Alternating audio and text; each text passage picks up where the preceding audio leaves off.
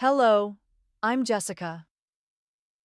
When I was 6 months pregnant, I had a fight with Nathaniel, my husband. To make up, he woke up early to prepare a plate of pancakes. But that morning, the sound of the neighbor's lawnmower tore through my sleep. The acrid smell of something burning hit my nose from the kitchen. The plate of pancakes was burnt black, the outlet nearby sparking with tiny flashes.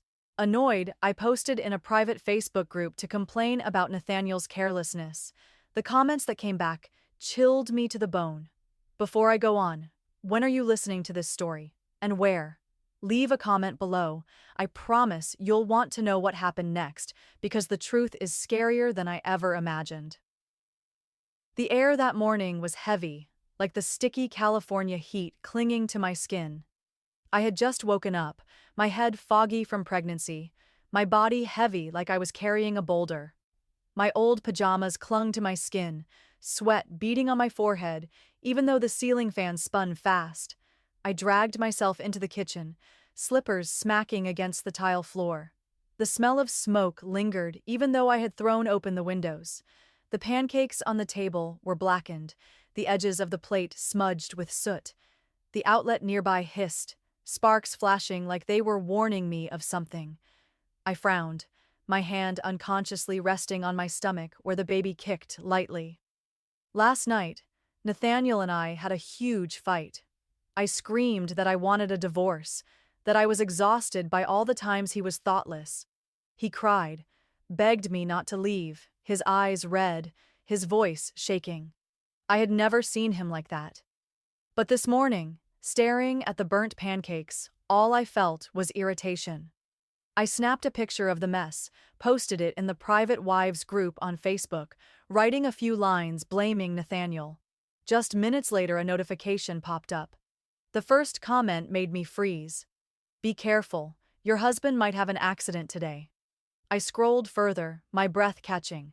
Another comment read, if you hadn't woken up, maybe an electrical fire was waiting for you. Then, someone else wrote, this trick is straight out of a crime novel. My heart pounded, my hands shook as I scrolled. Those words were like sharp knives cutting into the doubt I had tried to bury. I told myself it was just people online talking nonsense, jealous because I had a husband like Nathaniel.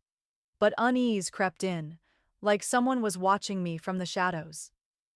Then my phone buzzed. A message from Nathaniel. Baby, I just got into a car accident. It hurts so much. Can't see clearly anymore. My head spun, like I had been punched in the chest. The text glowed on the screen, but it couldn't be real. It just couldn't. My hands shook, my thumb hovering over the screen, about to call him. But then I stopped. The comments from Facebook echoed in my mind. Be careful. Your husband will have an accident today. If you hadn't woken up, maybe an electrical fire was waiting for you. The smell of smoke still lingered, like a warning I couldn't yet understand. I dropped into a chair, holding my stomach, feeling the baby's heartbeat as if to keep myself grounded. Nathaniel and I had met in college, over 10 years together, from the days when we had nothing. When my parents died in an accident, he was the one who stayed by me, pulling me out of the darkness day by day. Even now, as he ran my family's company, holding all the power, he was still gentle, attentive. Especially since I got pregnant, he had been even more patient, no matter if I snapped or lashed out for no reason. If he wanted a divorce, he could have left.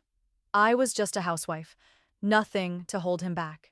If he was after money, he already had almost all of it. How could I believe that the man who loved me so deeply for a decade could ever fake it? I quickly typed back, "Are you okay? Where are you? I'll come right now." The chat box showed typing for a moment, then disappeared. No reply. I called. The phone rang and rang, but no one picked up. Fear surged over me like a giant wave, washing away every doubt. I wanted to ignore the cramps, run out the door to find him. But reason held me back. After a few minutes of battling myself, I called the police.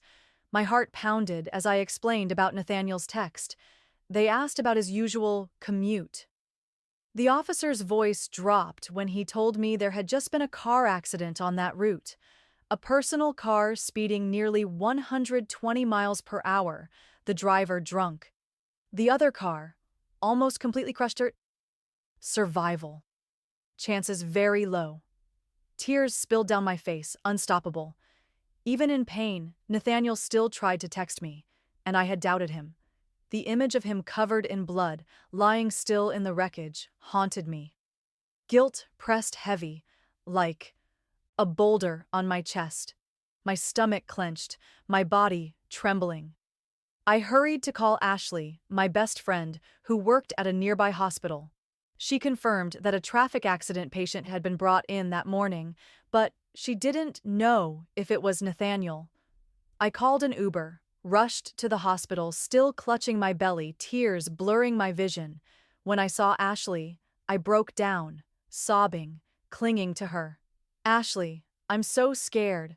Scared this is the last time I'll see him. My voice cracked, choking. He's always taken care of me. I don't think I'll ever meet anyone like him again. When my parents died, he was there, pulling me up every day. Why does it have to be his turn now? Ashley hugged me, tried to comfort me, but my tears wouldn't stop. I feel like this is all my fault, I whispered, drained. She led me to the surgery ward, the red light still blazing. I sat curled up on the hospital chair, eyes fixed on the glowing red above the operating room, my heart thudding like it would burst. Every second that passed was like a knife cutting into my fragile hope.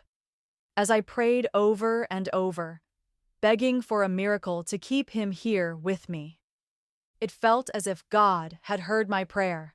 The door of the operating room swung open, but the nurse who stepped out had a furrowed brow, her eyes full of worry. My heart seemed to stop. I staggered to my feet, my legs trembling, my voice breaking. Nurse, the patient inside. I moved closer, everything slowing down. She gave a slight shake of her head, her voice low and sorrowful. My condolences. My mind went numb, my legs buckled onto the cold floor. The cry stuck in my throat. No, this couldn't be. Nathaniel couldn't be gone just like that. But then, a voice rose behind me, so familiar it hurt. Jessica! I spun around, stunned. Nathaniel stood there, very much alive, his shirt a little wrinkled, hair messy, but his eyes shining just like always. How did you know I was at the hospital? He stepped closer, worry written all over his face. Why are you sitting on the floor? Why did you come all the way here? I blinked, my head spinning, as if the ground beneath me was giving way. He was alive? Then who was inside that operating room? Nathaniel knelt down, helping me up, his hand warm yet making me shiver. I just picked up some medicine and was about to head home. Sorry I didn't text back. You must have been worried sick, right? His voice was gentle, full of regret, but something felt off. I gripped his sleeve, my fingers shaking. Are you really okay? He smiled, handing me a medical file. I snatched it, eyes scanning the words. Mild concussion. Nathaniel pulled me into his arms, his breath brushing my ear. This morning I got out of the car to grab breakfast and was hit by a delivery truck. It hurt so bad I texted you and then passed out. Sorry for making you worry. I nodded, but in my mind, those Facebook comments came rushing back, sharp as knives. Don't worry. His accident won't be too severe or too mild, just enough to surprise but not cause lasting harm, and plenty of witnesses too. Involving only 2 or 3 people but not attracting a crowd, that's the perfect setup. Everything matched in a terrifying way. The police had said there was only one accident on that road today. Nathaniel stood here, alive, with exactly the not too severe, not too mild injury. I pressed my lips together, trying to keep my voice steady. Where's the person who hit you? Nathaniel hesitated briefly, his eyes flickering past me before softening again. Just a delivery guy. He had no money, so I didn't press charges. He even brought me to the hospital. Didn't run off. I let it go, to avoid the hassle. He squeezed my hand, tugging gently. Let's go home. But I pulled my hand back, saying I needed to say goodbye to a friend first. I walked over to Ashley and whispered in her ear, check the hospital's surveillance from this morning. See if it was really an older delivery man who brought Nathaniel in. Ashley frowned, her gaze shifting between me and Nathaniel, but she nodded. I turned back, took his hand, and forced a smile. Let's go home. Inside, my mind was in chaos. Those comments online weren't just random words. They were too precise, as if written by someone who already knew everything. But what chilled me most was Nathaniel's sentence. This morning, I got out of the car to grab breakfast. I had known him for more than 10 years. Nathaniel never ate breakfast. Not once. He always said breakfast made him lose focus, that a cup of coffee was all he needed. So why was he lying today? Ashley quickly sent me the results. It's true, an older delivery man brought Nathaniel to the hospital, but because of confidentiality rules, I could only send a few photos. She added a teasing message. You two get along so well? Why are you suddenly suspecting him of cheating? She also attached a chat with Nathaniel's doctor. Don't worry, I checked carefully, there's no issue. I looked at the grainy photos, an elderly man supporting Nathaniel into the emergency room, but my heart still wavered, as if I were standing before a secret I didn't dare uncover. Staring at those pictures she sent, doubt began to creep in. Had I wronged Nathaniel with my suspicions? Was it possible that day he just suddenly wanted breakfast? But then, a sharp pain surged from my stomach. I braced against the wall, cold sweat breaking out, my vision fading. Jessica! Nathaniel's voice rang out, filled with raw pain, nothing false about it. But before I could answer, everything went black. When I opened my eyes, the sharp smell of disinfectant hit me. The stark white of the hospital room made me shiver. Jessica! Nathaniel was beside me, his hand gripping mine tight, his eyes sunken with dark circles. His hair was a mess, nothing like his usual neat self. He looked worn down, like he hadn't slept in days. You're finally awake. His voice trembled, like he'd just found something precious, but my hand instinctively moved to my belly. The bump that used to be there was gone, flat. My heart stopped. Where's my baby? Nathaniel, where's my baby? His eyes darted away, lips pressed tight. We'll have another chance, Jessica. His voice choked, but all I could hear was the sound of my heart breaking. The emptiness in my stomach sucked the air out of me. I stared at him, stunned, tears spilling down. How could this happen? Ashley walked in, her face stern. She handed me a medical file. Uterine abnormality. I shook my head, panicking. No one ever said anything at the prenatal checkups. Ashley frowned. I told you to come to my hospital, but you kept going to that small clinic near your house. Their equipment is terrible. Ashley turned to Nathaniel, her tone firm. Take good care of Jessica. Then she left, leaving me frozen on the bed, my mind numb. My peaceful life had shattered. I was the one who had lost my child. The weight of self-blame crushed me like a boulder. Nathaniel bent down, wiping my tears. It's okay, Jessica. Having you is enough. Children, they don't matter. But my tears kept falling, unstoppable. The stench of disinfectant made me sick. All I wanted was to go home. Nathaniel agreed, not forcing me to hire help. I know you don't like strangers in the house, he said gently, just like always. But I had become a shadow, quiet, numb. Each day that passed, I doubted everything. One day, while Nathaniel was in an online meeting, a strange instinct pushed me. I slipped into the garage, opened his car door. The dash cam was there, waiting, silent. My heart pounded as I pulled all the footage. That night, in the bathroom, I sat curled up on the floor, watching each video. The glow from the phone lit my face coldly. My lips moved, but no smile came. My eyes burned, and no deep breath could ease it. The footage was clear. Nathaniel pulled over, but not to buy breakfast. An older man approached, said something. Nathaniel nodded, then deliberately stepped into the road, right in front of a delivery truck. The impact was light. He fell, but never lost consciousness. He stood up by himself, exchanged words with the man, then both of them got in the car to the hospital. So, that was it. That's what happened? Nathaniel had staged everything. Those Facebook comments weren't random. Nathaniel had planned it all. But why? For money? For someone else? Or because of the child I just lost? I wrapped my arms around my belly, now only empty. I didn't know what to believe anymore. "Honey, why are you in there so long?" Nathaniel's voice came from outside the bathroom door, gentle but ice cold. His shadow blurred on the frosted glass, like a monster wearing the skin of a perfect husband. "How's your stomach?" I bit my lip hard, my body trembling. I'm fine," I answered, forcing back my fear. "Coming out now." I flushed the toilet, wiped my face, hiding my swollen eyes. Nathaniel stood outside, the hallway light casting him half in shadow. "Are you okay?" His voice was soft, but I caught a sharp edge of scrutiny.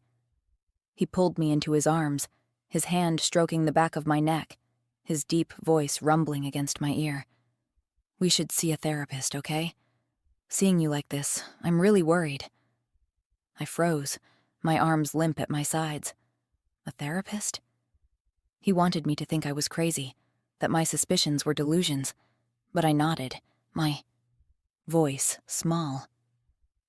"All right, but let's go to the clinic near home." I sat in the small clinic near my house, the air stifling even though the air conditioner hummed loudly. The psychologist, a middle-aged woman with sharp eyes, scribbled notes in her notebook. "Nathaniel, I'd like to speak to the doctor alone for a moment," I said, keeping my voice calm. Nathaniel nodded, not objecting, stepping outside, but his gaze slid over me as if he wanted to pierce through. I still felt an invisible stare, as though he were watching me from behind the door. At last, I received a prescription from the doctor. When the door opened, she looked at Nathaniel and sighed. Depression. Losing the baby has made her blame herself deeply. You need to take extra care of her. There are signs she might want to harm herself. Nathaniel stood in the hallway, hands in his pockets, his expression tense as he listened. "Make sure she takes her medication on time," she emphasized. He pressed his lips together, looking at me with worried tenderness, but all I felt was a chill. 3 days later, Nathaniel announced he had to leave on an unexpected business trip. "Take care of yourself, okay?" he said, his voice gentle but hurried. "Are you sure you don't want to hire help?" I pushed him toward the door, forcing a smile. "I want to be alone, in peace." "Go on." Just as I expected. The night after Nathaniel left, flames erupted. The house in the upscale neighborhood turned into a sea of fire. The fire alarm system, which should have blared, stayed eerily silent. The fire spread fast, swallowing everything in the dark. By the time neighbors noticed, it was too late. Nathaniel got the call, rushed back from the airport, only to find the charred remains. He screamed, trying to rush into the wreckage, but people held him back. "Don't go in. The house hasn't completely collapsed. You'll be buried alive." The second floor teetered. Beams snapped, the ceiling ready to fall. "Jessica!" Nathaniel's voice tore through the night, raw with agony. "Where are you? Don't leave me!" The crowd was moved. Some wiped their eyes. Neighbors whispered, "So tragic? I heard they were really in love." "The fire was so big there won't be a body left." "I heard she had depression. hadn't gone out in ages. Rain began to fall, heavy drops drenching Nathaniel as he sat dazed on the curb. Someone recorded it, posted it on TikTok with a mournful soundtrack. The video spread fast, drawing thousands of sympathetic comments about our love.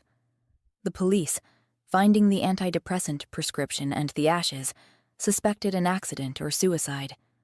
Their investigation continued. The next day, a new video of Nathaniel went viral, showing him so worn down he was hardly recognizable. His eyes sunken, his cheeks hollow. "This company was Jessica's parents' legacy," he said, voice breaking. "Now that she's gone, keeping it only brings me pain. It's my fault. I knew she was depressed, but I buried myself in work." He bowed his head, tears falling. "I will sell the company and create a charity foundation in Jessica's name to atone." His words touched millions of hearts. People flooded the comments with support, urging him to stay strong, to live the rest of life for me.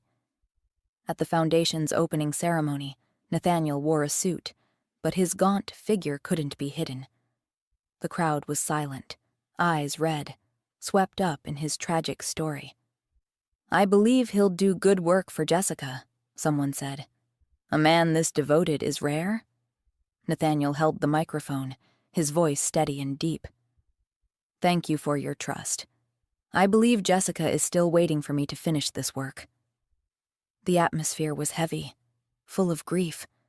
A wealthy businessman, moved, pledged a donation of $5 million. Just then, the sound system exploded with a deafening crack. Everyone clutched their ears, looking around in confusion. The big screen, which had been showing the donation list, suddenly went black. The hall sank into chaos. Whispers spread through the crowd.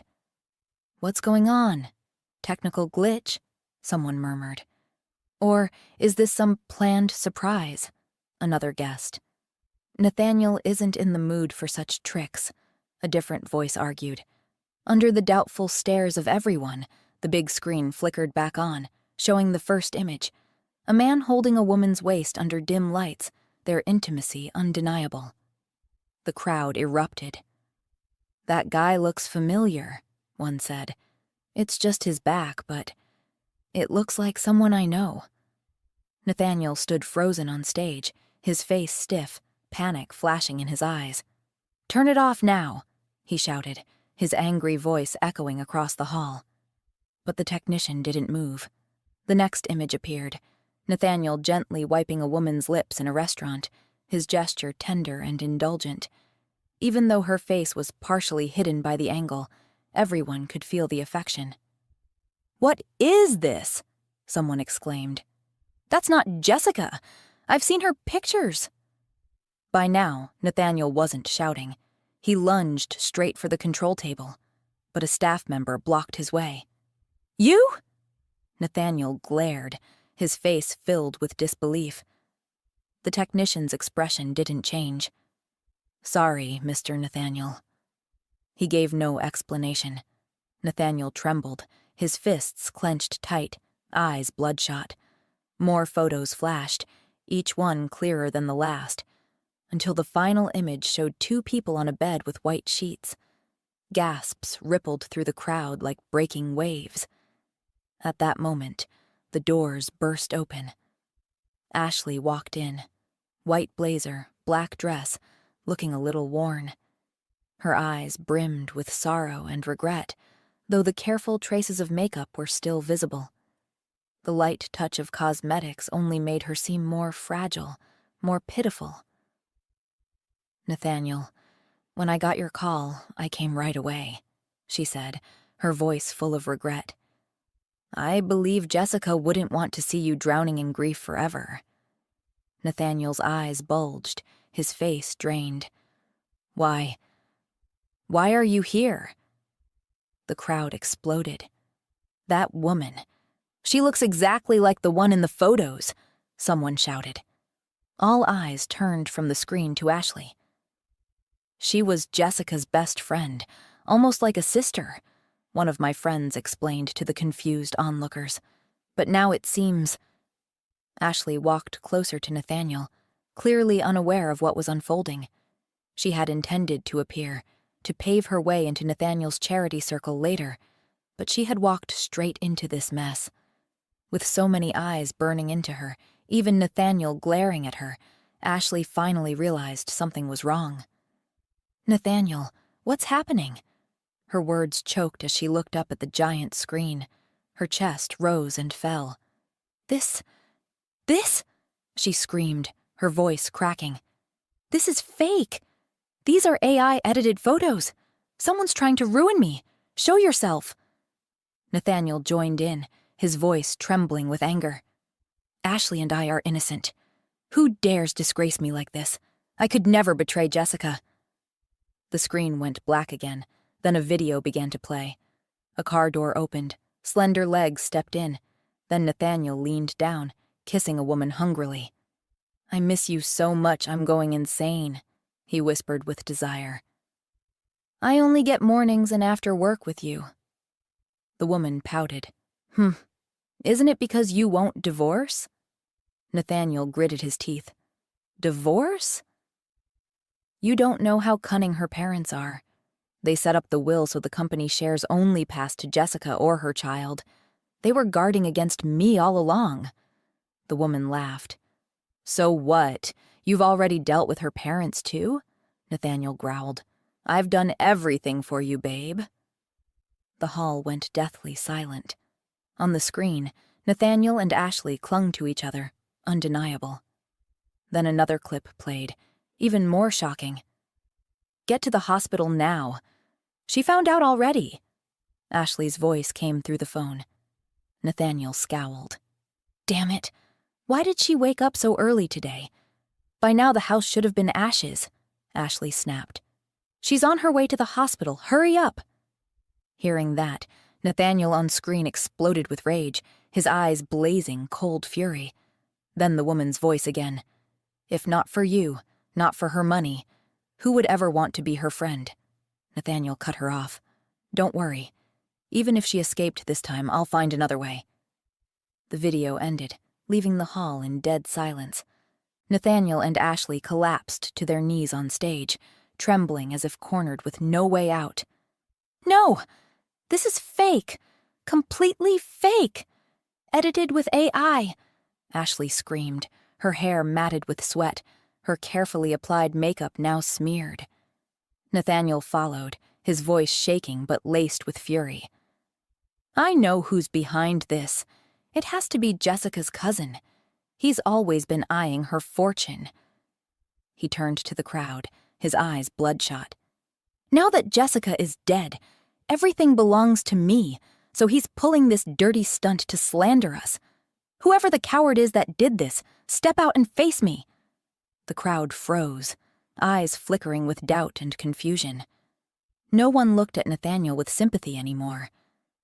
Whispers rippled through. One voice said, "Nathaniel's so broken, how could he do this?" But another countered, "That video didn't look edited at all." Someone else muttered through clenched teeth, "Thought he was a grieving lover. Turns out he's just a bastard." Opinions split, no one certain what to believe. Nathaniel got back to his feet, his tone calmer, as if regaining composure. "I don't know whose scheme this is, but I loved Jessica. She once told me some relatives were after her wealth. I have every reason to believe the one behind this so-called evidence is that greedy cousin." He jabbed a finger into the air, his voice hard. "If you've got the guts, come out here." The hall fell silent again, only heavy breathing audible. Then, slow applause echoed, shattering the tension. Everyone turned. I stepped forward, thin but standing tall, the stage lights blazing down on me like fire. You're not dead," Nathaniel screamed, his face turning chalk white, his feet stumbling backward. Ashley clutched her mouth, eyes wide with terror. The crowd erupted. "My God, she's alive!" "It's really Jessica." I moved closer to Nathaniel, my lips curling. "I'm alive. Disappointed, aren't you?" He shook his head frantically, waving his hands. No, how could this be? I'm just surprised. But the panic in his eyes betrayed him. I laughed, the sound swelling, tears spilling down my cheeks. Nathaniel, you really fooled me miserably. I stepped onto the stage, grabbed the microphone, my voice echoing through the hall. Ladies and gentlemen, the photos and videos you saw were real. My husband of 13 years, Nathaniel, cheated on me with my best friend, Ashley. They caused the death of my child, plotted to kill me to steal my fortune, and run away together. Ashley lunged toward the stage but was stopped by security. Nathaniel and I were first love. You bought him with money, she screamed. I looked at Ashley, thrashing coldly. Nathaniel and I are legally married. He pursued me. He never once mentioned this so-called first love of yours. I hurled a wooden box from the table toward her, the thud echoing sharply. Inside me, pain surged like a tide. Ashley had once been my roommate.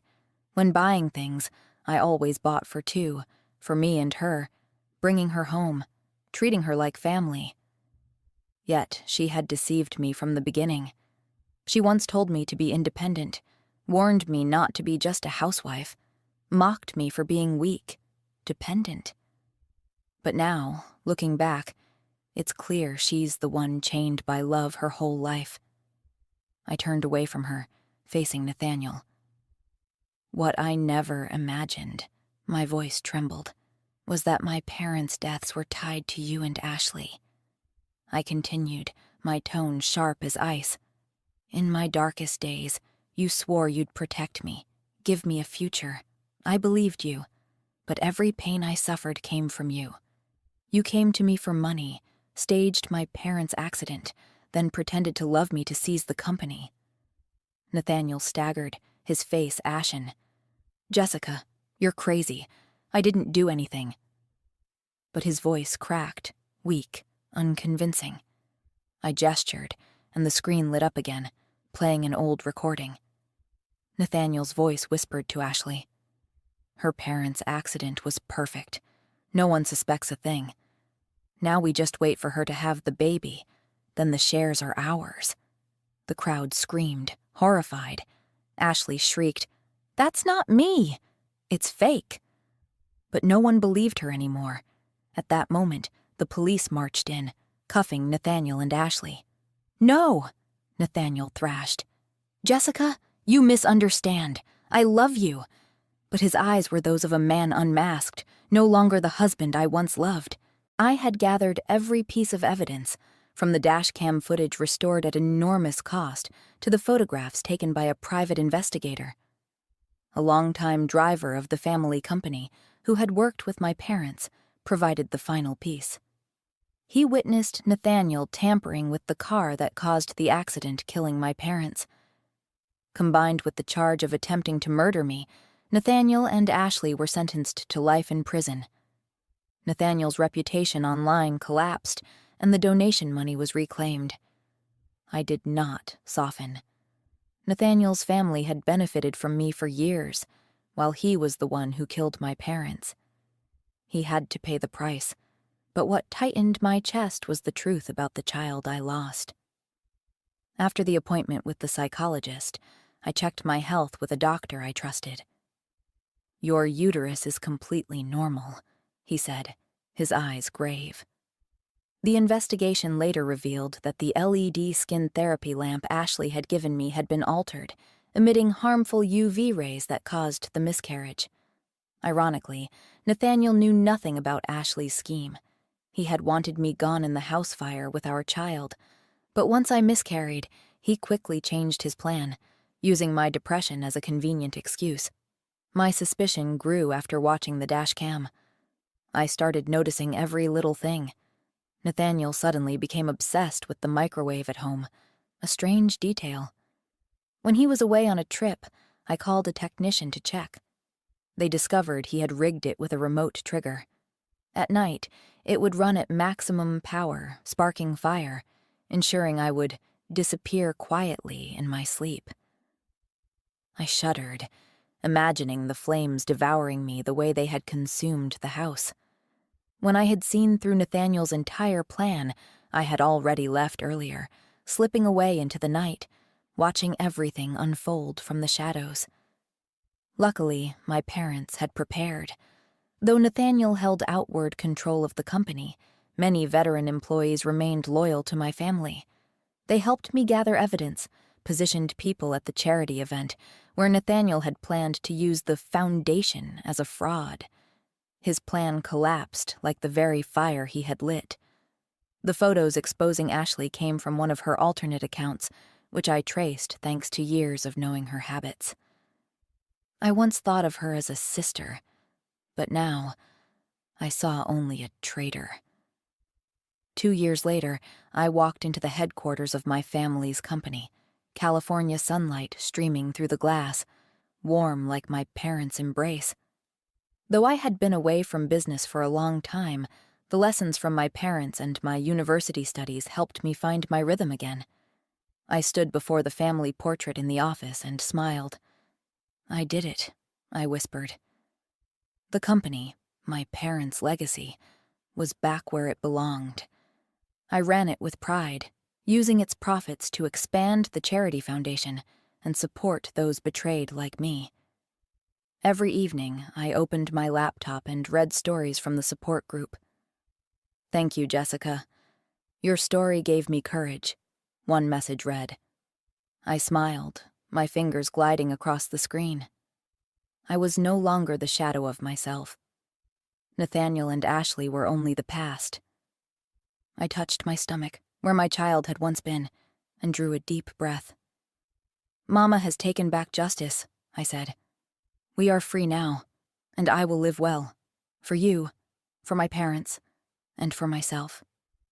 The night breeze drifted in, carrying relief. I no longer feared dreams of fire or the sound of Nathaniel screaming my name. I had won, not just over him, but over the pain in my heart. And I knew my journey had inspired others. I am Jessica, the survivor, the one reborn from ashes. Have you ever lost everything yet still risen again? Tell your story. I am here, listening.